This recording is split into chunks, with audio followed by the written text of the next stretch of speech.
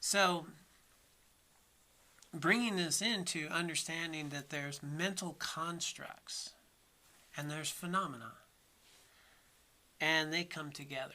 And this is where karma comes in, right? So we've had that talk quite a bit, so I won't spend much time there. But based on my karma of how I've lived previous lifetimes, I perceive the phenomena in a particular way, and I see certain people I like and certain people I don't like, and colors that are my favorite, and tastes that are my preferred tastes. And I think that this is a delicious meal, and I think that that's a really good person, and that that person's an idiot. And I start labeling the world, and based on those labels, I start having a lot of emotional reactions. And I work really hard at having a lot of pleasurable emotional reactions and being around people I like and not around jerks. Do jerks exist? No. Do really good people exist? No. Do really attractive people exist inherently? Right. So we start to understand is whether I find someone attractive, a jerk, an idiot, annoying, wonderful, funny, interesting. They are not that. They are not intrinsically that. I'm having that experience as I interact with them. So the difference is I start having an experience, but then I elaborate on the experience. If we go down to our sort of 5 aggregates, I perceive something, right? I perceive something, in this case, hot water. And so right now, though, it's not hot water, it's none of that. I just, there's an object. And then, with my sense consciousness, eyes, I can feel it. It's hot. I have a feeling of that. My distinguishing factors start distinguishing, well, this is separate from the table, and there's water in here. And as I drink it, there's a feeling that takes place. And in my case, it's pleasurable. At a very base level, that's all that's happening. Some people don't drink just hot water. They think it's weird. I like hot water. I have a pleasurable experience. Someone else can have the same experience and have an unpleasant experience. Think hot water, spit that out. I think that it's hot water and it's pleasurable. And I elaborate, and it's in my favorite cup. And it's on a cold winter day. And now these are elaborations on what's happening. And then I get very attached to them. I get attached to the people. I get attached to things. When in fact, if we go back down to the basis of our awareness, before we elaborate, you're going to find that as we elaborate, cup, hot water, nice room, wonderful place, I start then, as I label, getting really attached to certain things, and certain things I really am attached to being not around. In other words, avoidance. Another form of attachment. Aversion's another form of attachment. I'm very attached to not being around that person. I'm very attached to being around this person. And so out of this cycle, I start creating a lot of karma, right? Everything I think, say, or do creates karma. And this karma, all these imprints, as we've talked about, keep getting planted in my consciousness. I have habits and tendencies that I reinforce and I build, so this becomes the fuel that creates my experience of the world that I live in. Okay? Because this person, this hot water, this cup, whatever, all of this is kind of like a blank slate of phenomenon. And then I enter the scene. And then I color it in, and, well, that's Lisa. I like Lisa. Good to see you, Lisa. And I'm happy. Someone else doesn't know Lisa. That's a person. And no, they don't have the same reaction. the phenomenon that we come into, we paint, we fill in the characteristics. So they're empty of these qualities, and we get to fill in. It's like a coloring book. A coloring book. And what fills it in is really the karmic imprints of how we've lived our life. So right now we have the karma of being human and of a rare and precious human rebirth. We have these incredible qualities to be able to think and be discerning and look at the nature of things, to actually be at a Dharma teaching. This is rare. Very few humans have it. Cats really don't have it, right? So a cat is in this room, experiences all of this phenomena very differently than we do as humans. A dog's going to experience differently. A bird's going to experience things differently. It's the same phenomenon, and we'll all experience it differently. You, with your unique karma, will experience the same teaching differently. And we have this sort of collective karma where there's a lot of things that we really all agree upon, right? And less so to some degrees. So understanding this, well, what's the point? Well, the point is, if I start understanding how things actually are, I'm going to create much less karma to keep me in a conditioned existence, just blown around from lifetime to lifetime. I can start seeing the nature of things and start actually cultivating things that will bring genuine happiness and inner peace and well-being, instead of trying to rearrange the deck chairs on the Titanic. So I can be really comfortable as much as possible and hope I get really lucky a lot before my body dies. So when the Buddha, said, well, if there's no cause, there's no result. So the cause of our mental suffering, let's take anything that you would be agitated over, anything, whatever you might be frustrated about. Is there an actual reason for that exists? So, I'm trying to think of something that I might have been frustrated over. You can pick any. I use the car getting hit in the parking lot a lot. So I don't want to use that one again. I've used getting stuck in traffic. Right, we don't like that one. I've used late for a plane or a plane being delayed. Give me a new situation. What's a frustrating situation? What about something broader? Broader. I mean, something that... I'm trying to be real specific, but yeah. Okay. So it's real concrete. But what do you mean by... There's things that happen that are broader that you feel, God, I have no control over that, but they're still happening and they're frustrating to you or bothersome to you or worrisome to you. Mm-hmm. Are they things you should just say, it's out of my control, or I don't know. Mm-hmm. So there's major things in the world that happen that are really harmful and can really get us worked up, right? Or even closer that might affect you. Yeah.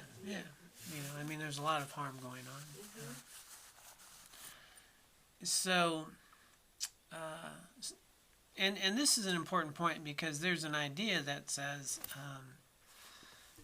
should we have preferences? And we would say, yeah, absolutely, you should have preferences. So preference of cultivating compassion for the benefit of all beings, pretty good preference. It's a good desire, actually, based in wisdom.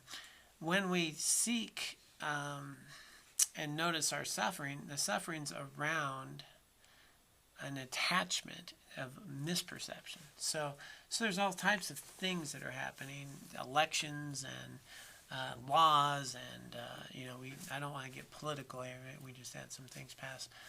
There's people in Syria and really difficult things that go on that get us upset, right? Get us worked up. Is that valid that does that? Well, absolutely, right? Absolutely. If I see someone getting harmed, is that all good? No, that's not all good at all. That's harmful. That's a cause of compassion to arise. And so when we notice a feeling, an experience,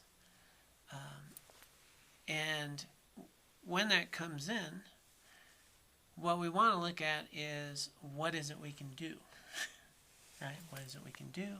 And what is actually happening? Is that, again, when we look in the bigger picture of things and how they work out, what's good and what's bad? Is there a good person or a bad person? And what we'll notice is there's people that can do harmful things, and there's people that can do kind things. And you'll notice that the people who can do really harmful things are also capable of doing very kind things. And the people we call really good people, they're capable of doing very harmful things, right? So we've all done this, right? We've all done this. We've all created suffering for others. We've all done harmful things. We've hurt people. Everybody here has. Everyone here has also done really kind things, right? We've all lied. We've all told the truth. We've all been helpful. We've all hurt people. We've all done these things. Am I good or bad? I am a human that can do helpful things or hurtful things. Are there humans that have a preponderance of delusion and affliction that can do a lot of harm? Absolutely. What's the real source of that action is a deeper mental afflictions of karma that creates that suffering. So if we start to understand that how karma works, and that, for example, I'll just go back to the Tibetan monk who talked to the Dalai Lama, who had been tortured all those years, and the Dalai Lama told him, that must have been very dangerous to be in there. And he said, yeah, sometimes I almost got angry at the person torturing me. He knew that that was the real thing to be danger, his mind, and how he related to that, because his mind turning to anger and hatred creates this other level of karma, versus the mind of compassion, recognizing that the person torturing him, think about how much suffering they're going to endure. Think about how much they already have, and the lifetimes of their pain and suffering. Recognizing that as that person's doing harm, how much harm they're doing to themselves in their lifetimes. Now that starts to bring a little clearer picture, and to realize that this form in our body now is one of innumerable lifetimes and more to go. So if we recognize that this is one moment of 1 hour, of 1 day, of 1 year, of 1 life, of many lifetimes, that's a very different perspective than how urgently upset I am about something happening now. When there's a much bigger thing playing out all the time, for example, I use this one a lot. China invaded Tibet, killed millions of Tibetans, tortured, Is that a good or a bad thing? Well, it's a very terrible, tragic thing. As a result, the Dalai Lama and many Tibetans come out. As a result, we're in a Carbondale talking about compassion, or in Telluride where they had compassion days. There's people learning how to meditate on compassion. There's a center for compassion at Stanford and at MIT, and a worldwide movement of compassion. Would any of that happen if the Dalai Lama was still in Tibet? We don't know, but probably not too likely.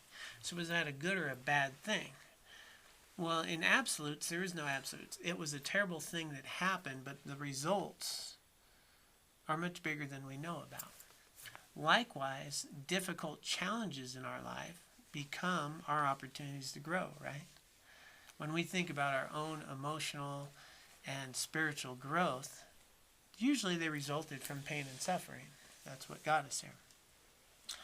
So if we then start to understand how karma works, well, we have these mental afflictions, we have karmic imprints, we have kleshas, and if I break my leg, is that a good or a bad thing?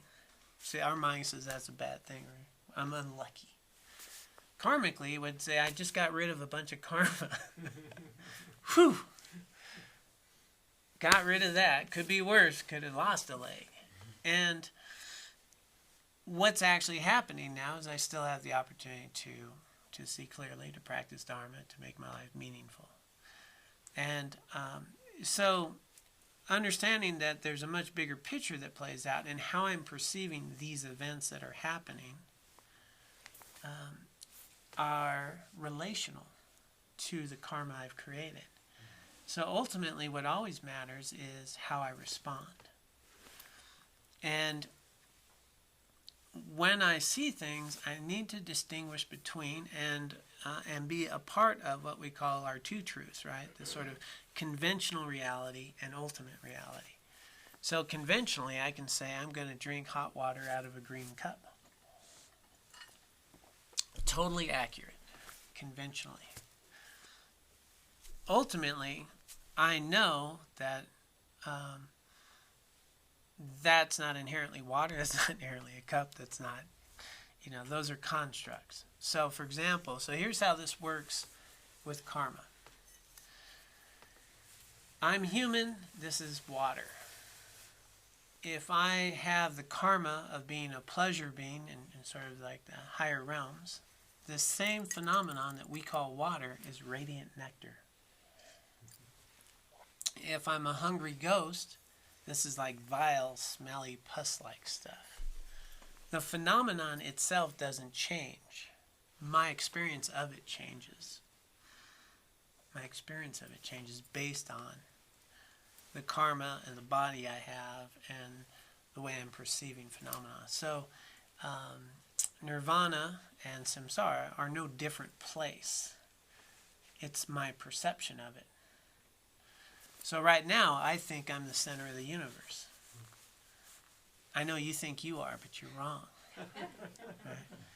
And we all think that way, and because of that, we become the center of the universe, and then everything in my life is about me and what I want, which is the source of my suffering. It's not accurate. I can't be the center of the universe, and you think you're the center of the universe, or many people's cats think they're the center of the universe for sure. And they spend a lot of time trying to train us properly. But we do the same thing, trying to arrange the rest of the universe to suit my needs because I'm the most important person in the room. You need look no further than the source of your suffering right there, thinking that it's all about me. And then we apply the same principles around phenomena to me. Do I exist? And that's where it gets really interesting, right? And we talked about that last week. I am. You're what? Am I John? John's a name, right? So am I the same person I was a moment ago? Or have things changed? Well, absolutely, things have changed. Am I the person I was yesterday? No, that person doesn't really exist, do they? And there's this person now. And there's going to be someone here in a new moment. And I see myself with all those same labels, and I elaborate a great story about myself. I'm a teacher, right? When I was a school teacher, I was a school teacher. I was an auto mechanic. I was this. Well, I'm none of those things now, right? And how I arise is in dependence upon who I'm with at any given time. And so I get very attached to John in a very certain persona that I find very real. But if I look a little further, I'm going to start to find out that none of that holds up. None of that holds up. Am I a funny guy? Well, there's times I'm not funny at all. There's times I can be funny. I'm a morning person or I'm a night person. I used to definitely not be a morning person. Much more so now. Does that change? Any of these qualities about me change? Yeah, they're all changeable. Do any of them capture me? Is there any defining quality of John in here? And is there any defining quality of you? That is you. And what you're going to find is, no, you're not going to label that. You're going to find a mental construct, just like a mental construct of the cup or the table. And this becomes the basis of all of our suffering, because the primary basis of designation that becomes John is really the source of all of my suffering. And without that, you can't have anger, resentment, jealousy, frustration, despair, frustration, nervousness, all that, because the only thing that gets angry, frustrated, resentful, jealous, etc. is John. But there is no John.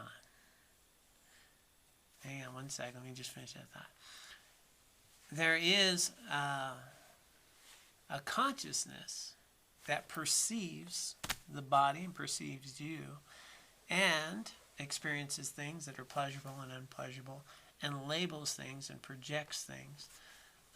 But whether I change my name, whether I change my habits, whether I change my clothes, whether I change my language, all these things are changeable, and they're always changing all the time.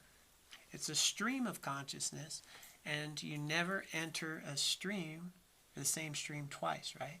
When you step in, it's water flowing, which is more accurate as how we experience that. Yes. I just wanted to finish that thought. Does the Buddha exist, or is the Buddha a label? Does the Buddha exist? Or is he just a label? A label. So the Buddha's a label, right? Buddha's a label. Does the Buddha exist? So when we say exist, things exist. Okay, now that's when we started our wisdom talks. That's a key point. Things exist, right? They don't exist in the way we perceive them most of the time. Okay, so unless we're perceiving them accurately. So we'll project certain qualities on things that aren't inherently within them, right? So we could say that the Buddha exists, but we can also say the Buddha is empty of the Buddha-ness that we label onto that. We project that into it. Clear, right? Sort of empty. Yeah. So how we construct with our mind and the qualities, the attributes, the things we project, we're filling it in. We're filling those in. There's stuff there, and you have stuff, and you're bringing stuff. But these qualities of tall, short, smart, not smart, all these things are all very subjective, and an interplay between my karma, my imprints, your karma, your imprints, our collective karma, and how things are filled in. And everything's subjective and relational.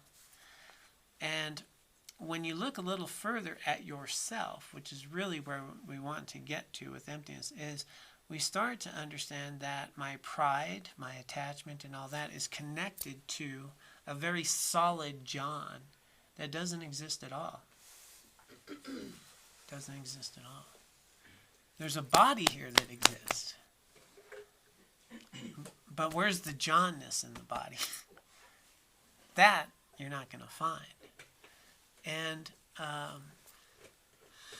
And so what the Buddha realizes, as you start to realize this, you're not going to create a cause for all these mental afflictions, because those come based upon a strong sense of John that wants certain things, wants to avoid certain things, wants you to like me, has an ego, right? An ego. A lot of times we use this word ego in a sense of, I think from a Buddhist perspective, we'd use just sort of a mind, our mind of conventional mind that perceives things in a particular way and has a strong sense of self. And the idea here, though, is to look closely and start realizing that what it is that you value about yourself is, or that you really perceive about yourself as being solid, does that exist anywhere? Does it exist anywhere? Can you pinpoint it? And to date, no one's been able to yet. But it is a personal exploration. And so the idea here is to become more aware of that. So have we all been really frustrated? Yes. Has that lasted? No. Have I been really devastated? Yes. Did it last? No. All of these feelings and all the things that we get worked up over are based on an attachment to something being a certain way that we think it should be, and somehow it wasn't, and we survived to be okay again, whether it's the flight that didn't come, whether it's the luggage that got lost, whether, you built a house and a tornado took it. There's people that survived that and they built another house at the time, but we're very attached to the house. We think our happiness is in that house, as though we could not be happy without the house. Now, just Harvard research has shown that's not true, right? That's just the way things are. So our mind constantly labels and exaggerates the qualities in people, places, things, and myself, as though that can provide us some incredible opportunity. So Buddhism then, let me see where I'm at with time here, is having us look at how things are. And if we really start bringing a mind more accurately into how things actually exist, you're going to create much less cause for suffering. Much less cause. Ultimately, you won't have any suffering because there's no one to suffer. There's no one to suffer. There's no John here. And if you hurt my feelings, whose feelings did you hurt? You hurt a sense of John, who wants you to think of me in a certain way, and who's offended when you don't think of me in a certain way, attached to a certain ego around that, which is all based on something that is not there. What is here is a body that has sense consciousness and sees things. And so we come back to the process of learning to see things more accurately without the elaborations and storytelling. Without the elaborations and storytelling. And then we can live more practically. Right? We don't have long days and short days. They're 24 hours. Right? And we start speaking more accurately. I'm not angry. I'm experiencing anger. Well, that's a very different thing, isn't it? I am angry. I'm experiencing anger. I'm experiencing some frustration. I know it's not me, and it will come and go. And there's nothing here. My nature has all the qualities of enlightenment already, and the thing that's clogging up my enlightenment is my constant grabbing onto a self-cherishing John that is the center of the universe and more important than any of you. Right? This creates all that karma. My kids, my family. Right? So, as I always remind people, you will never find inner peace and happiness in tending to the needs of me and mine. But you will find some in tending to we and ours. Because what you'll start to recognize, right, how things really are is we're all interdependent. We're all connected with each other. And it's to my benefit that you're happy. When you're happy and well, you're not, stealing my car. Or breaking into my house. Or yelling at me. And that everything I have is because of others, right? Clothes, food. You don't get me started on the whole toast thing again. How many people are responsible for anything that we have? Think about all the people that are responsible. All the animals are responsible. All the requirements for anything we have. Even the words we use. Even to be in this room now, how many people created the environment that allowed us to be here in a thing that used to be a school, and the idea of education and books and reading and all the lineage of teachers and all the things that gave rise so that we can all be here. And how many people have helped you in your life how many people have helped you in your life, whether they just paved a road or, put a seatbelt together that saved your life at some point. Just this myriad of interdependence, but we don't see that. We see me and mine, and my shirt, and my cup. And I'm protecting it from you. Can't have my cup. And all the mental afflictions that come with that. So more accurately, if I understand that my consciousness, my awareness, based on how I've, the seeds of karma that have been placed in my consciousness through my thoughts and actions, fill in the environment of phenomenon, well, then I start paying attention to what really creates my suffering and what really creates inner peace and happiness and well-being. And that's the karma, the merit, the value, the compassion I'm planting in my consciousness. And then suddenly, it's not that all food becomes delicious, right? It's not whether it's just the posture, I don't like this. My experience of it changes. No more annoying people. They don't exist. People don't change. My experience of you changes. My world changes based on how I'm changing my coloring book. I get to do that. I don't change you. I change me, and all of the pages look different. My experience of you is different. And so we keep trying to change the other people and outside rather than understand that how you arise, how I experience you, is independence upon how I've created my imprints. And so in that sense, I'm creating my experience of everything, but I already have done that. I've already done that. And so I'm stuck with what's arising now. But how I respond now creates my future experience based on the imprints that I create. So when somebody's torturing me, the last thing I want to do is get angry, because I'm just going to create more of those mental afflictions. Rather, I'm experiencing the result of previous karma now and transforming that with compassion and understanding and wisdom that creates the future. And in this case, that incredible being, made it out of prison, made it out of torture, made it to the Dalai Lama, has, incredible with his practice.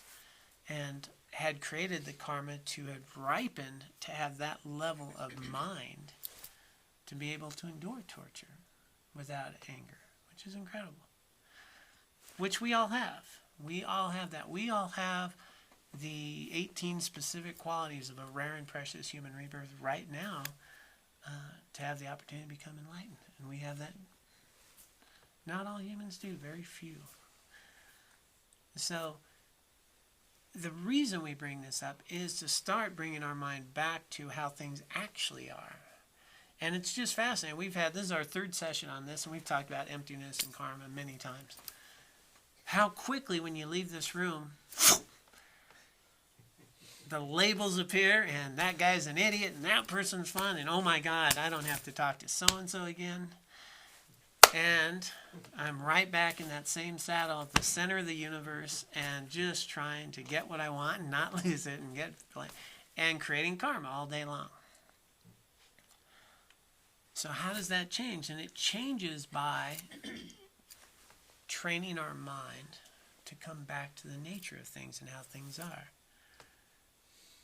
Noticing that I can be hungry. I can experience hunger. And guess what happens if I don't eat? It might go away. Now I'm not experiencing hunger. That my impulses can arise, and if I don't act on them, they may go. We may notice that I am not hungry, and I'm not angry, and I'm not this. I'm experiencing these sensations that I'm labeling as anger or hunger or things, and they'll come and they go.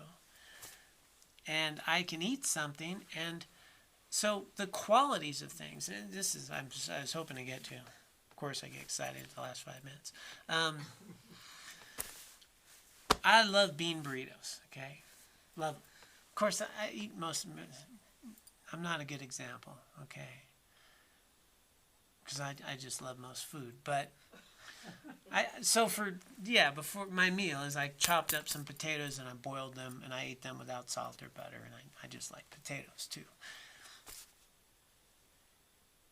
Now, potatoes are cheap, and I love that meal.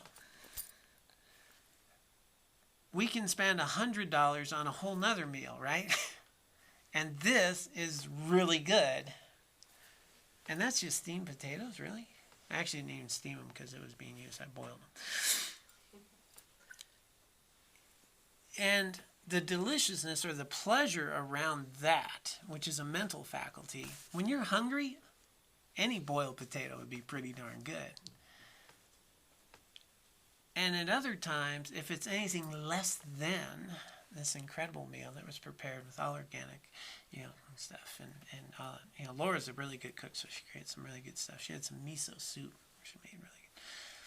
But we start to notice that without all that labeling and elaboration about the miso soup and all the ingredients and how wonderful that is, that I probably had the same visceral level of just basic pleasure as this, right?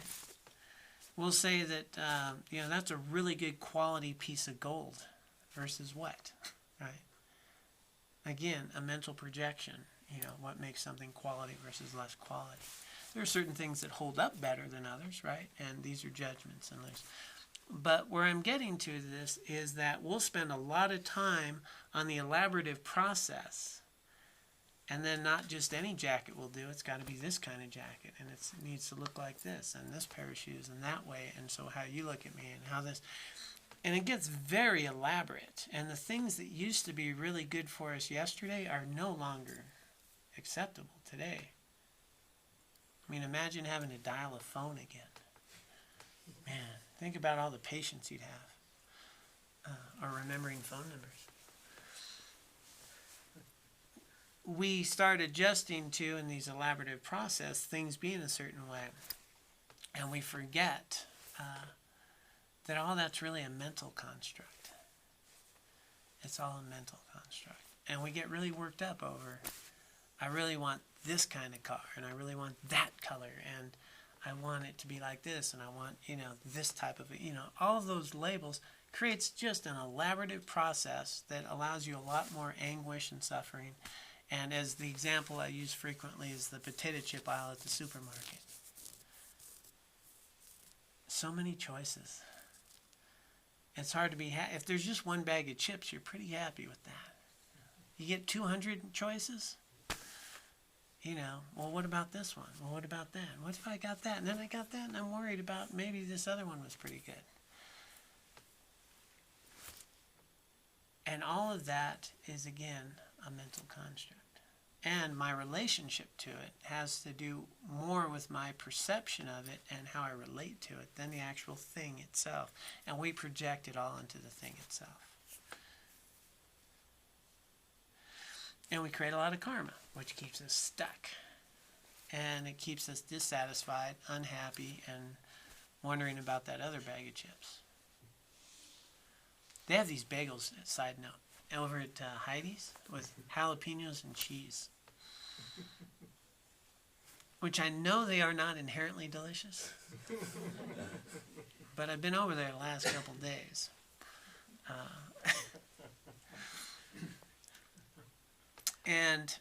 But that, when we recognize, it's food. And if you're hungry, you eat food. And if it's a pleasurable experience of food, that's good. Where are we putting all of our time and energy and resources? So if we want to really eliminate our mental sufferings, we want to look at the cause. And the cause is a misperception about their inherent nature. Those qualities of happiness and joy are not in the bagel. Right? If I didn't see that bagel yesterday, I'd have been fine. I saw the bagel. And then it's like, that's jalapeno and cheese bagel, man. I got two.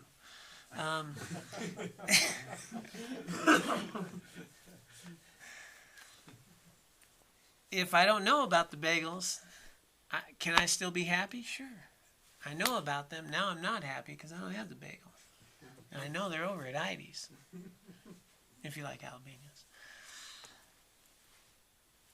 We forget to question that. We forget to question that right now, you don't need anything. There's nothing to work on. There's nothing to fix. There's nothing that... there's a neurotic sense of lack, right? That says, I need this to be happy, I need that. And we're constantly trying to tweak all those things rather than just be present and allow thoughts, feelings, impulses, and stuff to come and go and make choices that are based in reality, understanding the nature of things and creating conditions for a life that's meaningful.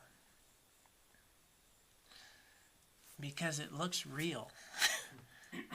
And so we want to really, as we get into this point, emptiness is this complicated subject, but it's also a very simple one, right? It's a very simple one. And that is, when we put it in terms of my experience of what's happening is subjective. If you keep it to that simple thing, it's helpful to crack the door a little bit and understand that this person I'm finding annoying today, I could find interesting tomorrow. It's a subjective experience. This person that, has a different political party, who's whatever, I can see all these differences in my neighbor, who's this kind of person and blah, blah, blah. If I run into a person like him and I'm in Italy, hey, you're American? Oh, you're from Colorado? Hey, I'm from Colorado. And now I'm focused on all the things we have in common. And hey, have you ever been to that place? When he's my neighbor, I see all the differences. Right? It's subjective. The world we live in is very subjective. Things are not inherently the way we see them. They have a lot more to do with me and my experience of what's happening. Which does not mean, and this is where people get stuck, it doesn't mean that what's out there is all good, right? And that we shouldn't intervene or make change or be motivated to be helpful, be compassionate, to help others. I mean, that's... So, let me see if I can word this properly. What happens, so there's the things that, there's nihilism that says nothing then matters. So if there's no John and things don't inherently exist in those qualities, what really matters? And the answer is everything matters. And that's the misperception. Everything you think, say, or do matters. It all goes in the tape recorder of karma. And so while all these things are empty and subjective, how you interact and respond to them matters. It is the only thing that matters in that sense. So we want to get away. So there's the sort of nihilism that says, nothing ultimately exists or matters. And then there's the everything's real, and we make it real hard. And so the middle path of the Buddha is to explain that this experience that we're having is a subjective experience based on how we've lived our life and how things appear. And what you think, say, or do matters. And it creates your experience of everything else in the future. So while things are empty and don't inherently exist in the way I see them, everything I think, say, or do actually matters. It's the most important thing. So it's not that nothing matters, everything matters.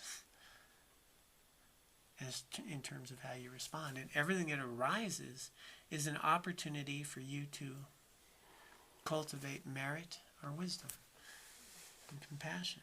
Everything. So everyone you come in contact with, every event you have, is an arising that allows you to bring wisdom and accumulate merit and bodhicitta. And it all matters. And it's there in every moment. And we start to understand that, we'll start to realize that, believe it or not, you could be happy whether you're in this house or that house, whether you live in Colorado or you live in India or you live, those things, those are external experiences. The internal thing is how we come to it. And we create that by how we live our life. Nailed it, right? Awesome. Okay. So, yeah, we'll see. I guess where I really want to encourage you is the idea of Lamrim is that you take time and you think about these things and you meditate on them. So take some time to meditate and really reflect on the elaborative process. That's the one I'd lead you, is how we elaborate. How does a bunch of clay become a cup and a green cup and my cup and the best experience ever? And watch how we exaggerate. Watch the elaborative process. The best vacation ever. Really? Really? And is that is that the sensation of being happy on the best vacation ever, could that also be very similar to the sensation of sitting on your front porch on a warm, sunny day, looking at Cyprus? And yet I'll spend a lot of money on this when I could be sitting on my porch. Which doesn't mean you don't go do this. It just means understand the subjective nature of that. At that base level of just, you can feel pretty good in a hot tub. But sometimes the hot bath doesn't sound as good as Italy in the Mediterranean Ocean, does it? But the sensation could be pretty similar. It's the elaborative process that makes all that different. And is that the best use of time? It's an interesting thing. So it's how we perceive and label and elaborate and then project and attach to. It's a vicious cycle. All right, so hopefully, we'll see what happens next week. And we'll do a little dedication, dedicate the merit and wisdom we've accumulated here for the benefit of all beings. Thank you for joining us online as well. And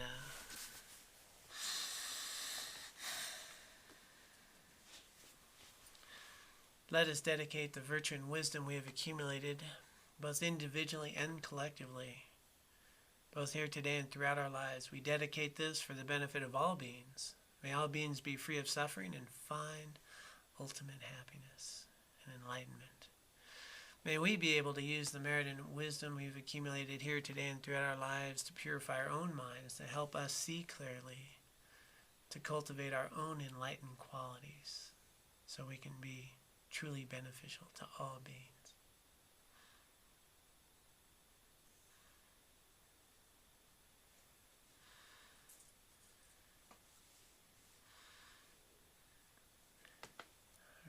Thank you so much. And just a reminder, Saturday mornings we do the Buddha of Compassion practice at 8:30. It's a nice little group here every Saturday morning. And then this Saturday it's followed by all that other activity. Yes. Yeah. All right. So be well and try to stay out of trouble. Okay.